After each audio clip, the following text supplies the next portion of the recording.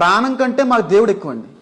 మా దేవుడు ఎక్కువండి. ఓకే, మీ ఇంట్లో కంటే? నా ఇంట్లో కంటే మా దేవుడు ఎక్కువండి. ఇంట్లో కంటే? ఎందుకంటే మీ బాబు కంటే? ఖచ్చితంగా నా దేవుడు. మీ భార్య కంటే? నా దేవుడు ఎక్కువ. మీ నాన్న కంటే? నా దేవుడు ఎక్కువ. మీ అమ్మ కంటే? నా దేవుడే. ఇంత మూర్ఖంగా ఉన్నారు మీరు. తల్లిదండ్రులను కాదన్న తర్వాత ఇంకా మీరు ఏంటిది సార్? నా తల్లిదండ్రులు ప్రేమిస్తానండి, నా దేవుని గణపరుస్తాను సార్. నా తల్లిదండ్రులు నా కొరకు రక్తం కార్చలేదండి, నా భార్య నా కొరకు రక్తం కాచదండి, నా కొడుకు నా కొరకు రక్తం కాచడండి. మీకు కుటుంబం గొప్పనా, బైబిల్ గొప్పనా, యేసుక్రీస్తు గొప్పనా అని అంటే ఏం చెప్తారు మీరు? భార్య బిడ్డలే కాదు, కన్న తల్లిదండ్రుల కంటే బైబిలే గొప్ప. చాలా మూర్ఖమైన ఆలోచన అని నేను అంటాను. అమ్మా అన్న మాటకి పరమేశ్వరుడు కట్టుబడ్డాడు, తల్లిదండ్రులు లేని పరమేశ్వరుడు.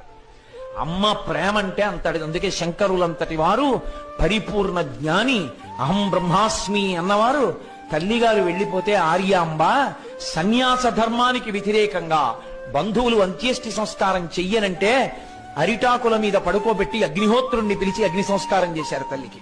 శంకరులు లొంగారు మనమెంత తల్లి భక్తికి.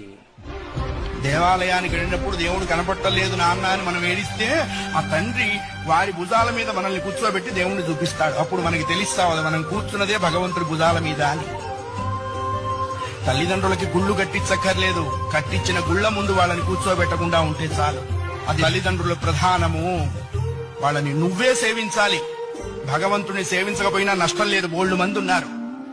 జన్మనిచ్చిన తల్లిదండ్రుల్ని సేవించాలి.